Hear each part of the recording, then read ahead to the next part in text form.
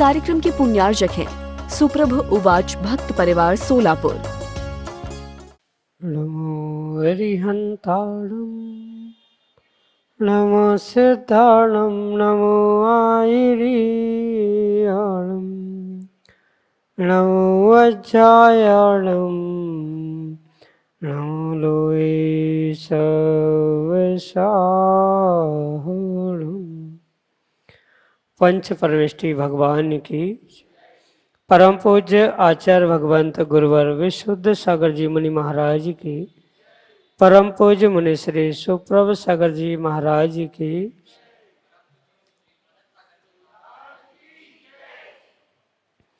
समीचीन विकल्पों का सम्यक समाधान, सम्यक ज्ञान की वह अनूठी विधा जिसके माध्यम से हम अपने जीवन में उठने वाले उन अनेकानेक समीचीन विकल्पों का सम्यक समाधान परम पूज्य मुनि श्री सुप्रभ सागर जी महाराज के मुखारविंद से प्राप्त कर रहे हैं। देश के विभिन्न प्रांतों से अनेकानेक समीचीन विकल्प हमें यहाँ प्रतिदिन प्राप्त हो रहे हैं और परम पूज्य मुनि श्री उनका आगम के परिप्रेक्ष्य में हमको सम्यक समाधान प्रदान कर रहे हैं। प्रारंभ करते हैं आज का सम्यक समाधान।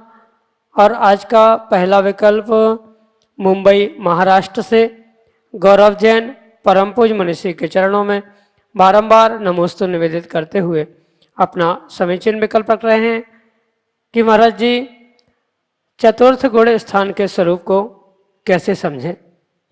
चतुर्थ गुण स्थान की परिभाषा क्या है, सम्यक समाधान के माध्यम से समझाने की अनुकंपा करें। नमोस्तु महाराज जी, नमोस्तु। ओम नमः सिद्धम।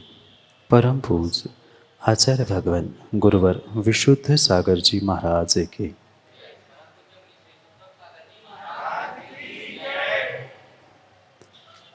णो इंद्रिय विरदो न जीवे तसे थावरे वापि जो सदहदि जिणोत्तम सम्मा इट्ठी अविरदोसु।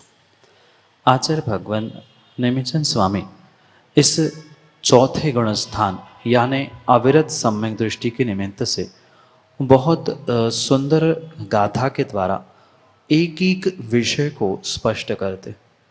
आचार्य भगवान कहते हैं नो इंद्रिय सविरदो, जो इंद्रियों से विरक्त नहीं है, न जीवे तसे थावरे वापी, जो त्रस स्थावर जीवों की हिंसा से भी दूर नहीं है, पर सद्धहदि ऋणोत्तम, जो जिनेन्द्र भगवान के एक अक्षर को श्रद्धान के साथ मानता है, सम्मा इट्ठी अविरदोसो, वह चतुर्थ गुण स्थान वर्ती जो अविरत सम्यक दृष्टि है उसका लक्षण कहते हुए कह रहे हैं जो इंद्रियों के विषयों में किसी भी प्रकार से व्रत को प्राप्त नहीं करता, यानी इंद्रियों के विषय में प्रवृत्त होते हुए भी जो तरस स्थावर किसी भी जीव की अहिंसा में या हिंसा से दूर होने वाली परिणति में नहीं लगा है, यानी श्रावक की उन हिंसाओं से युक्त होने पर भी मात्र और मात्र जो जिनेन्द्र भगवान की देशना पर, जिनेन्द्र भगवान के एक एक वचनों पर सम्मा इट्ठी यानी श्रद्धा करता है, वही सम्मा इट्ठी अविरदोसो, वही अविरत सम्यक दृष्टि चतुर्थ गुणस्थान वर्ती होता है। कहने का अभिप्राय यही है कि किसी भी प्रकार के व्रत नियम संयम आदि का पालन नहीं होने के बाद भी जिसे भगवान के एक एक वाणी पर एक एक शब्दों पर अकाट्य विश्वास है, श्रद्धान है, जो आज्ञा विचय धर्म ध्यान का पालन करते हुए आज्ञा सम्यक का पालन करता है, वो ही जीव अविरत सम्यक दृष्टि कहा गया है। क्योंकि व्रत के अभाव में वह अविरति तो है, पर इतनी उस जीव पर प्रचंड श्रद्धा है उस जीव को जिनेन्द्र भगवान की वाणी पे कि जिनेन्द्र भगवान की वाणी में जो जैसा जहाँ कहा है उसको वैसा का वैसा वह मानता है, अपनी गलती को गलती मानता है। उसे उसके पास ये भी निर्णय होता है कि मेरे पास किसी भी प्रकार के संयम को नियम को धारण करने की शक्ति नहीं है, मैं तो पाप कर ही रहा हूँ, पर साथ साथ मैं पाप कर रहा हूँ इसका मतलब ये नहीं है कि मैं कर्म बंध से छूट रहा हूँ। मेरे पाप की परिणति, मेरे कर्म की परिणति मुझे कर्म बंध करा रही है, पर फिर भी मेरी शक्ति नहीं होने के कारण मैं उससे छूट नहीं रहा हूं, पर फिर भी जो जिनेंद्र भगवान ने कहा है वह परम सत्य। जिसको जिनेंद्र भगवान के किसी भी वचनों पर शंका नहीं होती, जो किसी आकांक्षा से सम्यक दर्शन का पालन नहीं करता, उस 8 गुणों से युक्त जो परिपूर्ण रूप से सम्यक दर्शन का पालन करता है, ऐसा वह सम्यक दृष्टि जीव व्रतों से रहित होने पर भी इस चतुर्थ गुण स्थानवर्ती होता है। जीव का सबसे बड़ा पुरुषार्थ उस मिथ्यात्व को विगलित करते हुए चतुर्थ गुण स्थान को प्राप्त करना है।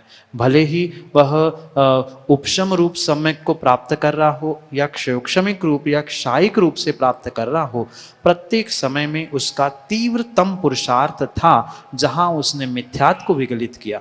हिंसा, अहिंसा, व्रत, नियम, संयम, चारित्र आदि की अपेक्षा से वह शून्य है, पर फिर भी परिपूर्ण रूप से भगवान की वाणी पर जिसे श्रद्धा है, ऐसा वह सम्यक दृष्टि जीव ही अविरत सम्यक दृष्टि यानी चतुर्थ गुण स्थानवर्ती होता है। उसकी इतनी इतनी इतनी प्रचंड श्रद्धा होती है कि वह अपने गलती को भी गलती मानता है और गलती को सुधारने का प्रयास भी करने के लिए पुरुषार्थरत होता है। भले ही वह व्रत, नियम, संयम आदि का पालन नहीं कर पाए, ना इंद्रिय विषयों से वह दूर हो रहा है, न त्रस्त स्थावर जीवों की हिंसा से दूर हो रहा है, पर मात्र सच्चे देवशास्त्र गुरु और उनकी वाणी आदि पर उसको श्रद्धा होने से वह अविरत सम्यक दृष्टि होता है, जिसको आचार्य भगवान ने चौथे गुण स्थान में ग्रहण किया है। यही सामान्य रूप से उस चौथे गुण स्थानवर्ती अविरत सम्यक दृष्टि की पहचान रूप कथन हो सकता है, जो श्रद्धा से परिपूर्ण है, व्रत, नियम, हिंसा आदि आदि से विरत नहीं होने पर भी देव शास्त्र गुरु तत्व और उपदेश आदि पर श्रद्धा होती है, वही चतुर्थ गुण स्थानवर्ती अविरत सम्यक दृष्टि होता है। यही आपके लिए सम्यक समाधान। ध्रुव जैन, टीकमगढ़, मध्य प्रदेश से परम पूज्य मनीषी के चरणों में बारंबार नमोस्तु निवेदित करते हुए अपना समीचीन विकल्प रख रहे हैं कि महाराज जी, जब हम शाश्वत तीर्थराज सम्यक शिखर जी की वंदना करते हैं तो एक एक टोंक पर कोड़ा कोड़ी मुनिराजों को नमस्कार करके उनको अर्घ्य चढ़ाते हैं। तो मेरा समीचीन विकल्प यह है कि उस छोटे से स्थान से एक ही टोंक से एक साथ कोड़ा कोड़ी मुनिराज कैसे मोक्ष जा सकते हैं। हमारे समीचीन विकल्प का सम्यक समाधान करने की अनुकंपा करें। नमोस्तु महाराज जी, नमोस्तु। जो शाश्वत भूमि सम्मेद शिखर के निमित्त से अनेक प्रकार के टोंक और वहाँ से निर्वाण को प्राप्त किए गए तीर्थंकर भगवंतों के साथ साथ जो प्रत्येक अर्घ्य के साथ हम ये शब्दों का या इन संख्याओं का जो उल्लेख करते हैं, अमुक कोड़ा कोड़ी, इतने करोड़, इतने अरब, इतने आदि, ये जो कुछ भी संख्या मुनिराजों की मुक्ति के निमित्त से प्राप्त होती है, वहाँ एक साथ इतने मुनिराज बैठ के मुक्ति को नहीं गए हैं। वह जो निर्धारित स्थान है जिसे हम टोंक कह रहे हैं, वह टोंक के स्थान से यानी उतने स्थान पर जरूरी नहीं है कि एक साथ उतने मुनिराज बैठे, क्योंकि वो तो संभव ही नहीं है। अभी तो वर्तमान के मुनिराजों की अवगाहना बहुत कम है, पर तीर्थंकर के काल के समय की अगर अवगाहना हम समझे तो 500 धनुष की अवगाहना से लेकर वह 7 हाथ तक अवगाहना वाले तीर्थंकर प्राप्त होते। तो उनकी उतनी अवगाहना थी, तो उनके काल में जिन्होंने मुक्ति को प्राप्त कर लिया, उनकी भी उतने ही लगभग अवगाहना थोड़ी सी कम ज्यादा हो सकती। और इसी अपेक्षा से उतने सभी मुनिराज एक साथ उन टोंकों पे नहीं बैठे थे। जब जब उनके निर्वाण की, मोक्ष की परिभाषा की जाती है तो एक समय में एक ही मुनिराज वहाँ ध्यान आदि में मग्न होते हुए निर्वाण को प्राप्त करे। माना कि आज किसी का निर्वाण हो गया, मुक्ति हो गई, और पुनः कुछ दिन बाद वही मुनिराज पुनः आके बैठ गए, पुनः वहाँ पर विराजमान हुए, उन्होंने साधना की, उनको केवल ज्ञान हुआ, उन्होंने मोक्ष प्राप्त कर लिया।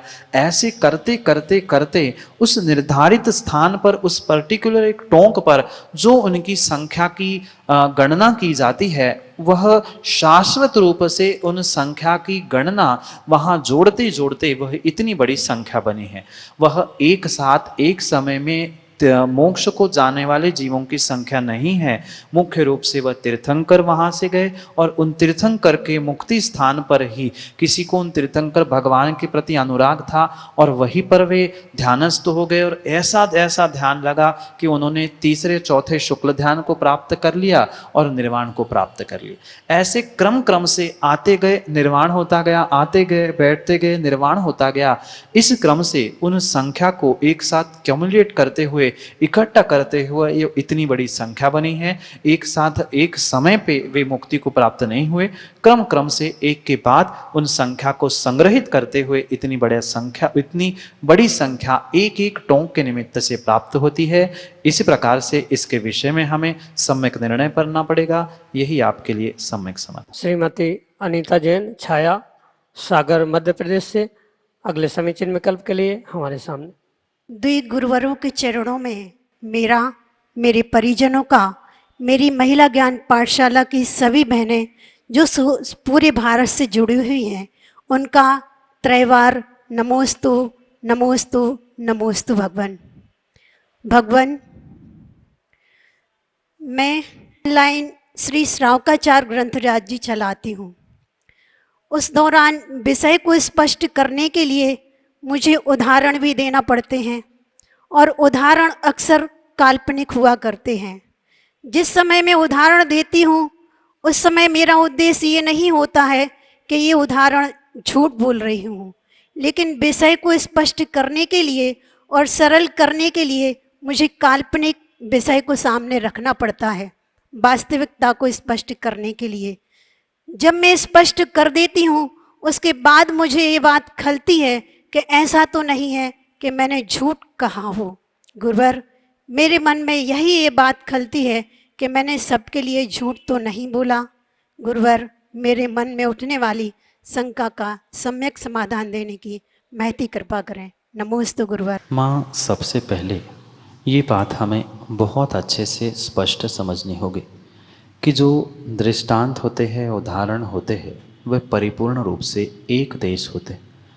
उनका सर्वदेश व्याप्त होना संभव नहीं होता और इसी कारण से कभी कभी हमें काल्पनिक दृष्टांत भी देने पड़ते और उन काल्पनिक दृष्टांतों का सत्य के साथ, वास्तविकता के साथ या कभी कभी आगम के साथ भी संदर्भ तालमेल नहीं बैठ, पर फिर भी विषय को स्पष्ट करने के लिए कुछ ऐसे काल्पनिक मनगढ़ंत दृष्टांतों के द्वारा वस्तु विषय को समझाने का पुरुषार्थ करना ही पड़ता। मात्र श्रावक ही नहीं अपितु कई सारे ऐसे दृष्टांत हैं जो आचार्य भगवान ने भी हमारे सामने रखे। जैसे उस निषेधात्मक या उस व्यतिरेकात्मक दृष्टांत को समझाते हुए, क्योंकि आप परीक्षात्मक सूत्र की कक्षा में सुन रहे हो अन्वय दृष्टांत और व्यतिरेक दृष्टांत। जो व्यतिरेक दृष्टांत में निषेधात्मक कथन करते हुए अगर आचार्य भगवंत कह रहे हैं खर विषाण यानी गधे के सिंग, तो गधे के सिंग तो मौजूद होते ही नहीं है, फिर उस असत्य कहने का दोष लगा कि आचार्य भगवंत को किंचित भी नहीं लगा। उन्होंने ये नहीं कहा है कि गधे की सिंग होते हैं। अगर हमने दृष्टांत में आगम की विपरीत बात को पुष्ट करने का प्रयास किया है तो वहाँ हमें झूठ बोलने का या असत्य कहने का या काल्पनिक दृष्टांतों का दोष लग सकता है। पर गधे का सिंग ये तो सतरूप है ही नहीं है और वैसे देखा जाए तो वह काल्पनिक ही बात है, पर वहाँ भी आचार्य भगवंत को दोष किंचित भी नहीं लगा, क्योंकि वे व्यतिरेक से ये समझा रहे हैं कि जैसे गधे के सिंग नहीं होते हैं ऐसे ही इस वस्तु का अभाव है। तो ये गधे के सिंग अपने आप में काल्पनिक दृष्टांत था, पर इस काल्पनिक दृष्टांत से आगम को विपरीत सिद्ध नहीं किया गया। अगर कोई व्यक्ति ऐसे काल्पनिक दृष्टांतों से कुतर्कों के द्वारा जिनवाणी के तर्कों को, जिनवाणी के रहस्यों को विपरीत रूप से प्रदर्शित कर रहा है तो नियम से हमें असत्य का, झूठ का आदि का दोष लग सकता है। पर उस स्थान पर हमारा अभिप्राय क्या था? भले ही हम काल्पनिक दृष्टांतों से, झूठे दृष्टांतों से उस सत्य को प्रतिपादित कर रहे हैं, सत्य को दिखाने का प्रयास कर रहे हैं, तो उसमें कहीं भी दोष नहीं है। साथ में ये बात भी हम अवश्य ध्यान रखें, कभी कभी दृष्टांत देते समय दिगंबर आचार्यों ने हिंसा आदि के भी दृष्टांत दिए। तो हिंसा में ये प्रसिद्ध हुआ ऐसी हिंसा होती है, तो माँ हिंसा की बात भी दिगंबर आचार्यों को नहीं करना चाहिए थी, पर आप हिंसा ना करें इसलिए हिंसा के दृष्टांत देते हुए आपको हिंसा से विमुख किया। वहाँ आचार्य भगवंतों का उद्देश्य ये नहीं था कि आप इस प्रकार की हिंसा करें। तीर्थंकर भगवंत ने जब अपनी दिव्य ध्वनि में 5 महाव्रतों का व्याख्यान किया, उस महाव्रतों का व्याख्यान करते करते उन्होंने ब्रह्मचर्य का व्याख्यान करते हुए कहा कि जिनको ब्रह्मचर्य का पालन करना है उनके लिए गरिष्ठ भोजन, वृष्टिष्ठ भोजन आदि का सेवन नहीं करना। और इन्हीं बातों को पकड़ के कुछ जीवों ने काम शास्त्र रचे, श्रृंगार शास्त्र रचे गए।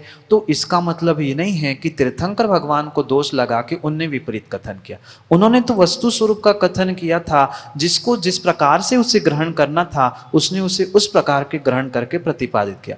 जो उस आगम को, दिव्य ध्वनि को, दृष्टांतों को विपरीत रूप से कथन करते हुए विपरीत अभिप्रायों से आगम के विरुद्ध प्रस्तुत कर रहा है, तो वो नियम से दोषी है और परिपूर्ण रूप से असत्य बोलने का भी उसे पाप लगे।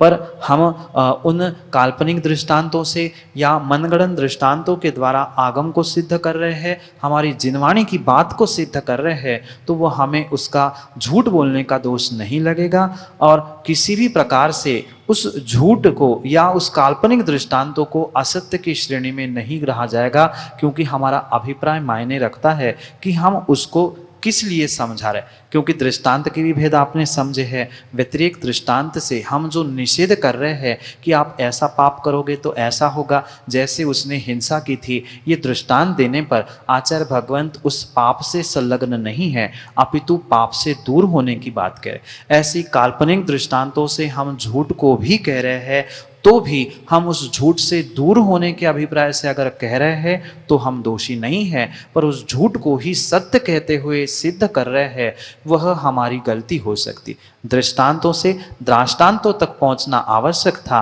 दृष्टांत के लिए, अच्छे दृष्टांत के लिए व्यतिरिक्त दृष्टांतों से समझा रहे हैं तो दोष नहीं है। यही आपके लिए सम्यक समझ। श्रीमती कल्पना जैन, कपिल जैन, कटरा सागर मध्य प्रदेश से अगले समीचीन विकल्प के लिए हमारे सामने। कोई मुनिराजों के चरणों में मेरा बारंबार नमोस्तु नमोस्तु नमोस्तु। मुनिश्री, मेरा विकल्प है कि व्यक्ति को अपने ज्ञान का घमंड तो होता है कि मैं इतना ज्ञानी हूँ, परंतु उसे अपने घमंड का ज्ञान क्यों नहीं होता। मेरे समीचीन विकल्प का सम्यक समाधान करने की अनुकंपा करें। नमोस्तु महाराज श्री नमोस्तु। माँ, इसका कारण एक ही है कि वर्तमान का जो जीव है उसे बुद्धि का मान है, पर वह बुद्धिमान नहीं है। जो बुद्धिमान होता है उसे अपने बुद्धि का मान नहीं होता, और जिसे बुद्धि का मान होता है उसे कभी भी बुद्धिमान नहीं मानना चाहिए, या जो स्वयं में बुद्धिमान है वह कभी भी बुद्धि का मान नहीं करता।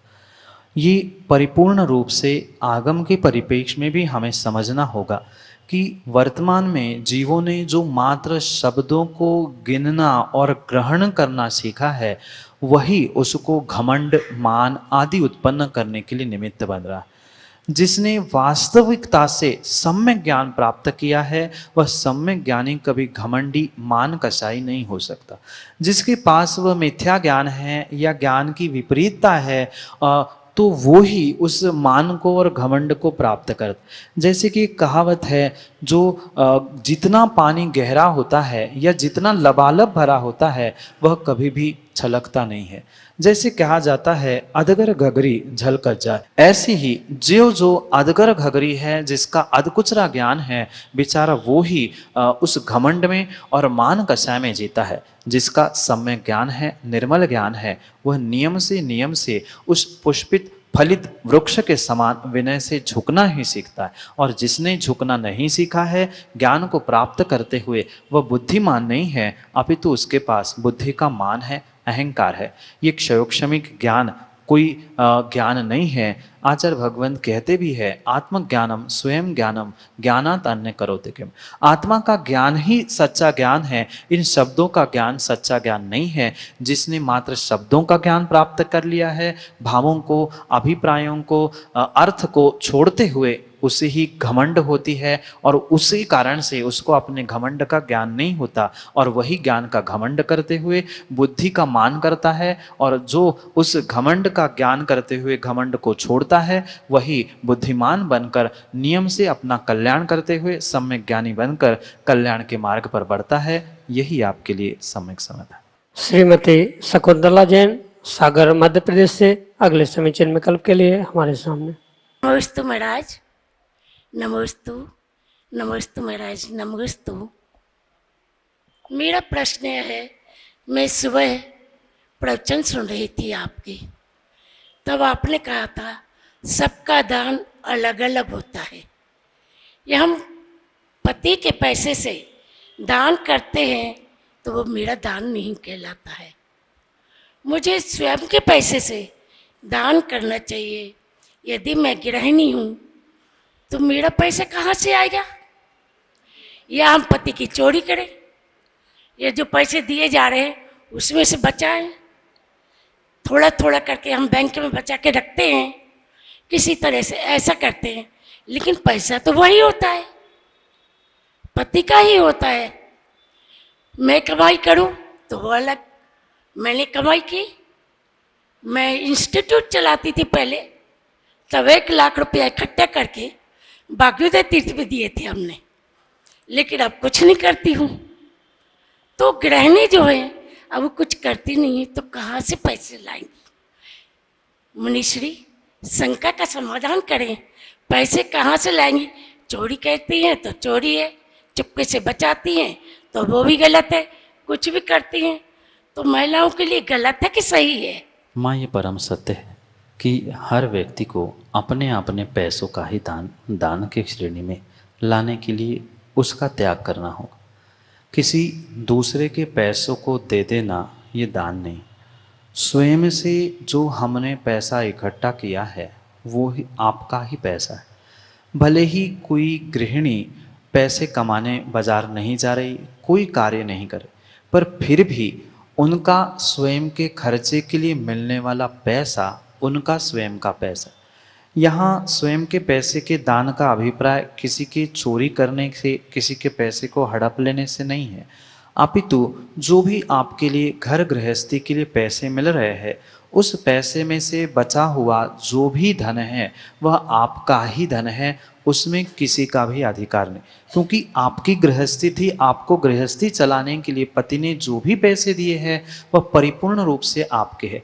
और आपको ये भी पता है कि हम चाहे तो 100 रुपये की वस्तु 50 में खरीद कर 50 रुपये बचा सकते। जितनी आवश्यकता है उतनी आवश्यकता में खर्च करते हुए उन पैसों को हम बचाते हुए उसका सदुपयोग अगर किसी दान कार्य में कर रहे हैं तो नियम से वह आपका धन आपके लिए दान की ही श्रेणी में आएगा।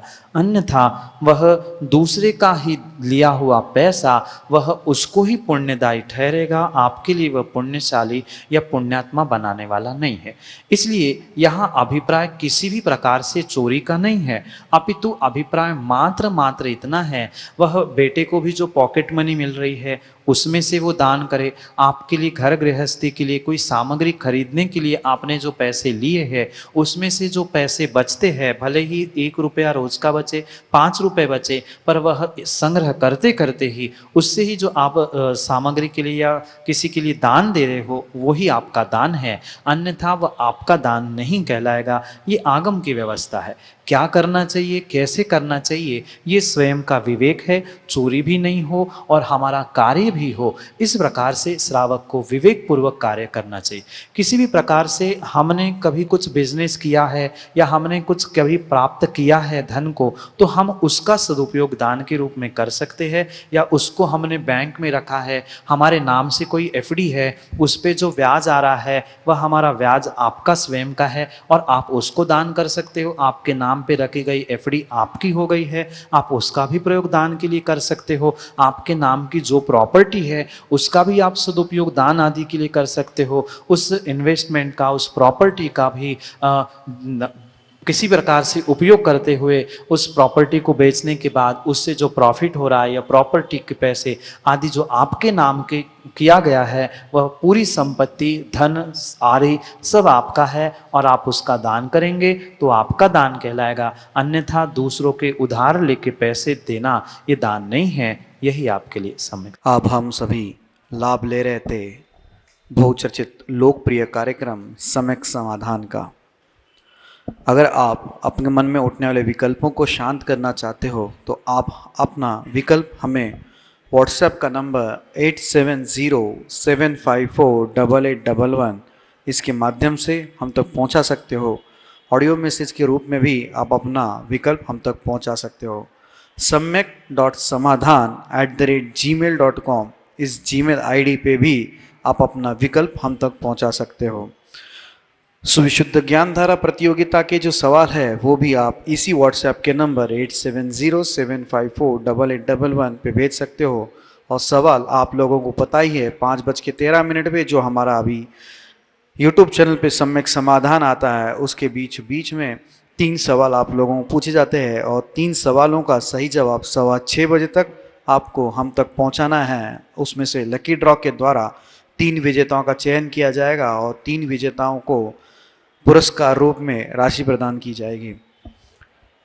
सम्यक समाधान के साथ साथ सुविशुद्ध ज्ञान धारा प्रतियोगिता एवं उपनीति संस्कार का आयोजन सागर धर्मनगरी सागर से किया जाएगा। आप सभी लोग यूट्यूब चैनल से जुड़ रहे। यूट्यूब चैनल सुप्रभ उवाच को सब्सक्राइब करते हुए उसके सामने जो बेल आइकन है उसको जरूर दबाएं ताकि आपको चैनल पे अपलोड होने वाले मुनिषी के प्रवचन आदि इस चीज़ों का आपको नोटिफिकेशन प्राप्त हो और आपको याद रखने की जरूरत नहीं पड़े। मुनिषी के चरणों में तीबार बार नमोस्तु करते हुए आज के इस सम्यक समाधान की बेला को यहीं पे विराम देते हैं। नमोस्तु नमोस्तु नमोस्तु। इस कार्यक्रम के पुण्यार्जक हैं सुप्रभ उवाच भक्त परिवार सोलापुर।